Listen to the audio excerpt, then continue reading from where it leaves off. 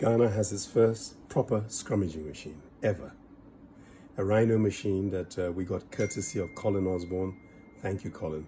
And I'm so grateful for Colin. You know, we have people who get involved, especially non-Ghanaians.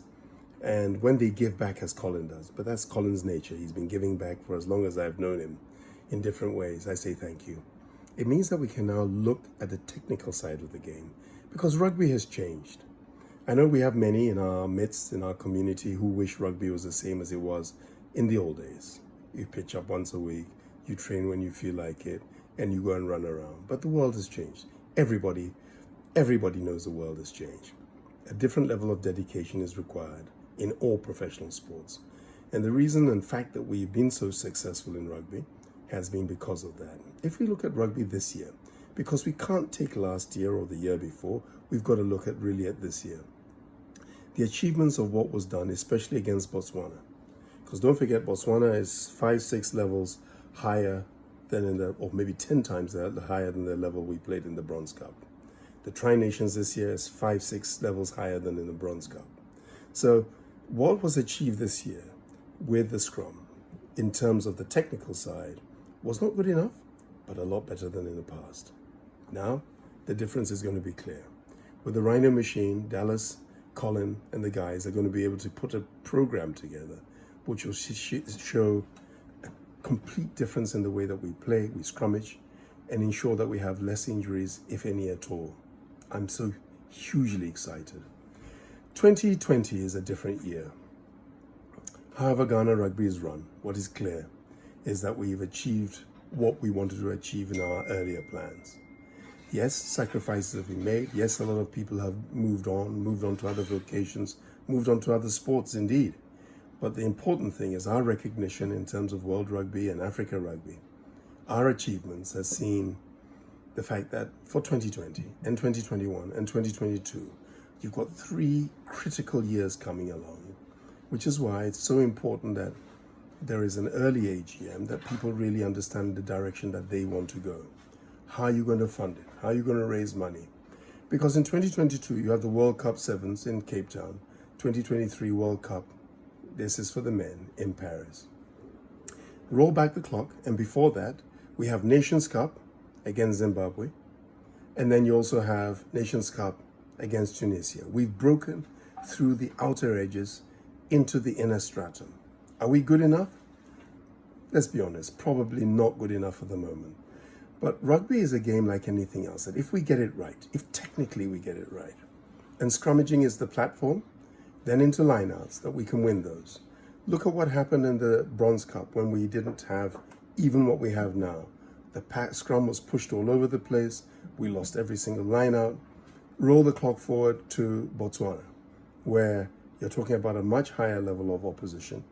And yet it is, the scrums are not good enough, but a lot better than the Bronze Cup. So you can see that we are evolving. And the last 20, 30 minutes, the scrum was good. The changes were made by the coaches, and we were right up there. By the time we play Zimbabwe, which will be 10 times higher than Botswana again, they're ranked 32nd in the world. So they're just on the precipice, on the outer levels of getting into the World Cup itself. We're going to have to make sure that we use that scrummaging machine, a machine that would have been familiar to all other countries, but not in Ghana. We practice with it, we become dedicated to it. In the next 2-3 months, the big boys are going to have to learn how to change the training programs. I know Stuart has got different programs ready, and we're going to do a lot of very, very heavy work so that people can support their body weight better, get into the machine and know how to utilize it to full advantage, so that when we then come back into joint unison training early in 2020, you then got a pack of forwards that are going to be strong. Nothing changes, nothing stays the same, sorry. Things evolve. And I think the challenge for the players, and I keep going back to when I came, there's nobody playing in the national team now who was playing at that time. I think apart from Alex, our captain, who has been an extraordinary captain, leading by example. And then over the years, you see this change. The people who went to Togo is changed. We had a lot of people who are no longer with us or are playing rugby league at this time. By the time we then came into Ghana 1D, the team had changed again. By the time we then came into Bronze Cup, it had changed again. And the 2019 version of Ghana Rugby Eagles is a completely different setup of players. As I sit and look into the crystal ball, the squad for next year will also change. I can see it. We need to be able to pick and see which players have the right spirit, first and foremost. That is humility, understanding their limitations, etc. And then whether they have the commitment to the cause. Really, I mean, there is no other way. I know not everybody can do it, and I understand that. I respect that completely. I respect everybody's change views. Those who don't want to play, those who want to play other sports, I respect that completely. The beautiful thing is that we have so many younger players coming through who are already slotting in because they have adapted to the training program that Colin, Stewart, Dallas, myself have put together. Working alongside Jeffrey means we make a lot fewer mistakes, a lot fewer penalties being given away, and the standard is much higher. And I know that Captain Black and his people are putting together the under 20 squad to make it work, but it all pivots on the personality of those involved first, then technically we look, and then see those who are prepared to be driven. Because we cannot achieve. When I look at the team sheet for Zimbabwe, I see people who are playing in Europe, in South Africa. It's a very powerful squad of people with 20 years experience of playing rugby. Against some of us have 1 year, 2 years experience. But I always say, they're only human, aren't they? And we have to show that we have something a little bit special.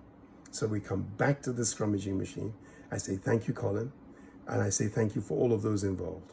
And we mustn't forget that we have to say thank you to those players who have pushed, who have endured the pain, and who have made 2019 a truly great year for Ghana Rugby. Thank you.